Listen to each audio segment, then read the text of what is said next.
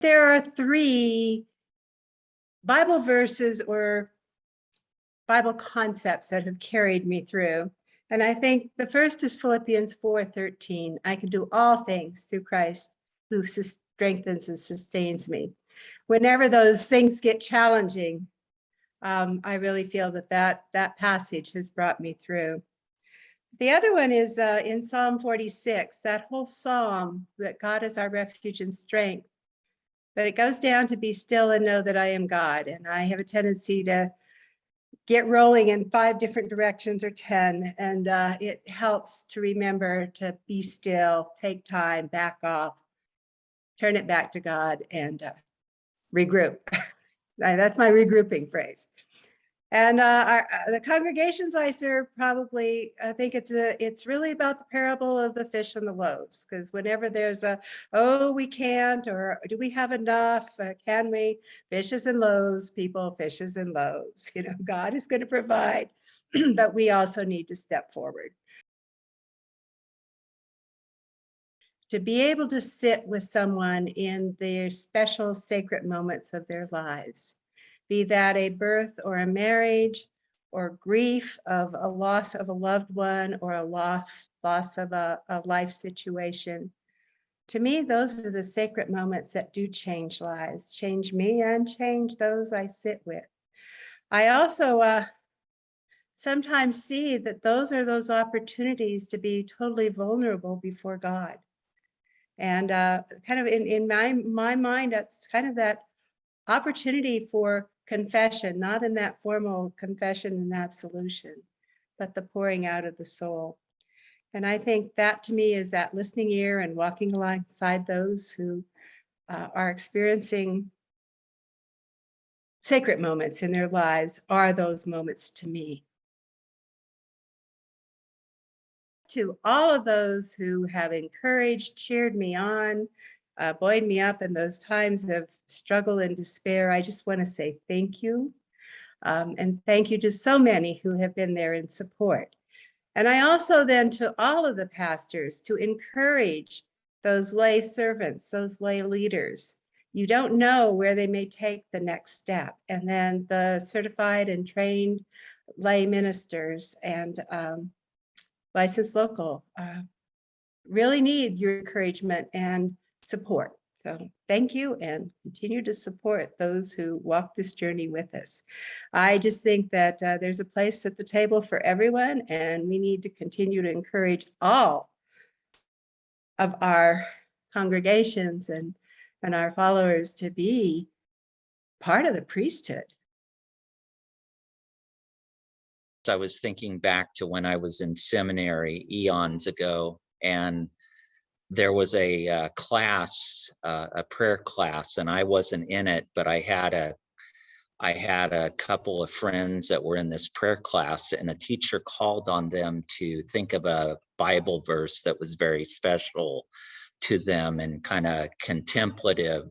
And one of my friends was not ready for that. And when it came around to him, he had forgotten that he was supposed to do this. And when it came around to him, he simply said, or they asked him, what is your Bible verse? And he said, Jesus wept.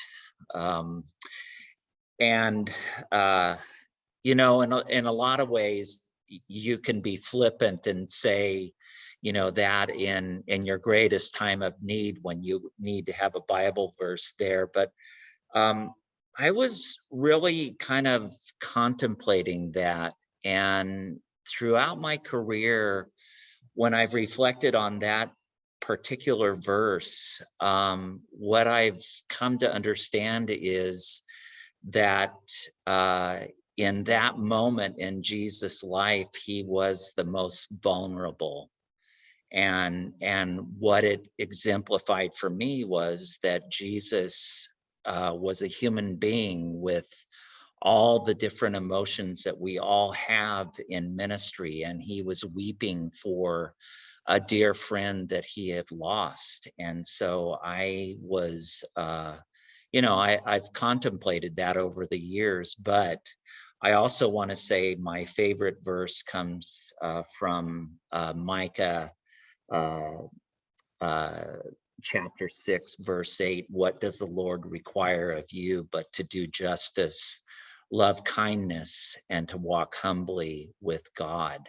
And for me, that's kind of what I've put out there is kind of the path that I want to follow in my ministry. And though at times I've fallen short of that goal, that is the one verse that I've always been reminded of as I go forward in my ministry and all the churches that I've served over the years. For many years in our conference, I was known as the youth guy.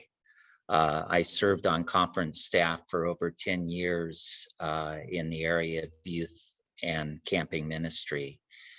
And what I found during that time in my ministry was that I had a very deep calling to be in ministry to youth and children through the different uh, ways that I was able to do that in the conference. And um, what I found was that that was truly a ministry of presence. I worked with a lot of young people and did a lot of work with children over those years, and basically it was a ministry of presence.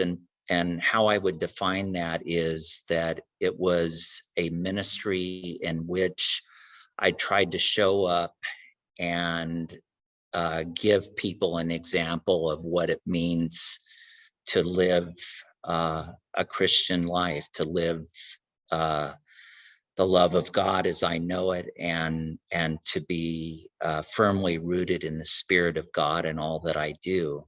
And after I left that conference position, I served a number of local churches, and I've taken that same sort of way of doing ministry into my local churches. And it's always, for me, it's always been a ministry of presence, to show up and to really be with people and to be firmly rooted in your community wherever you are serving.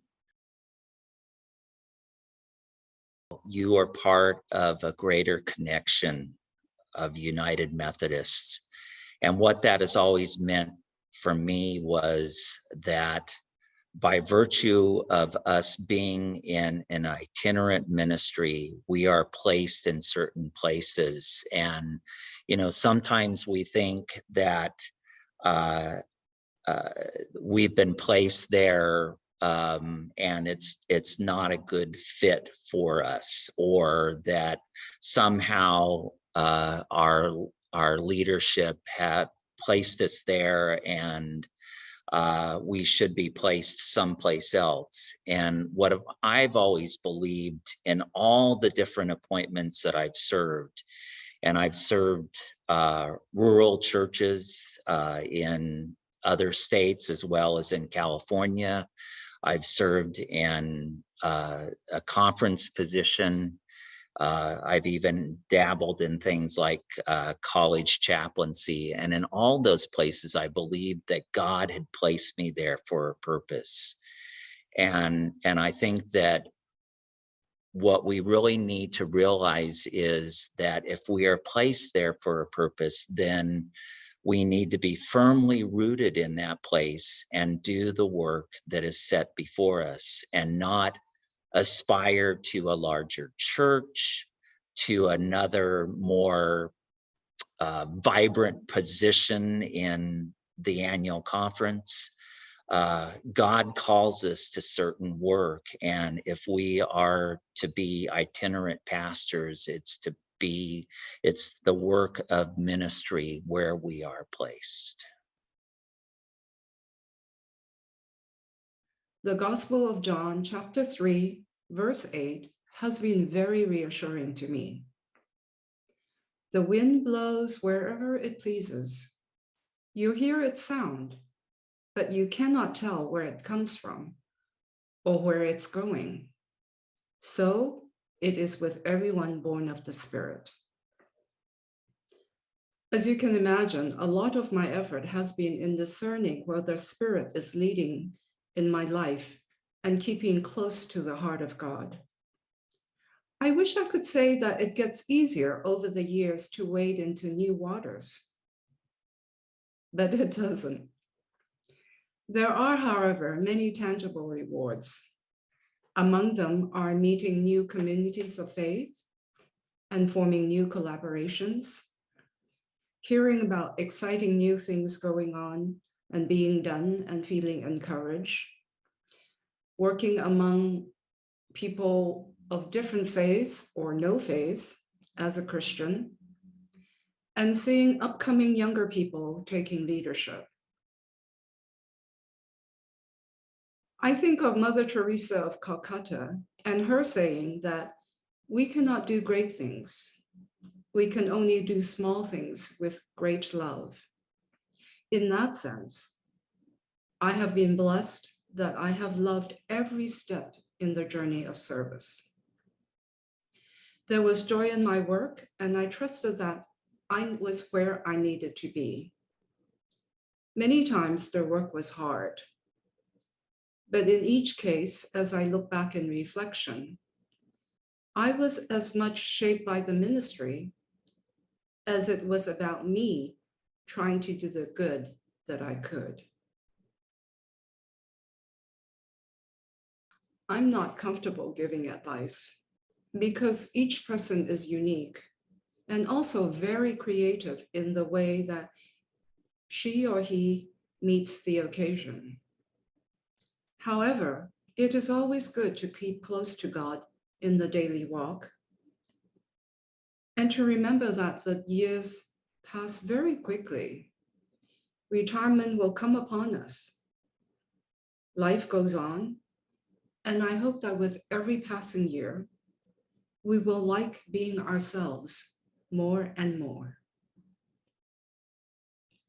So as the Spirit swirls around us, I hope we are willing to partner, to follow, to dance, to twirl, to be uplifted and to be lifted up and down, and to be embraced by God.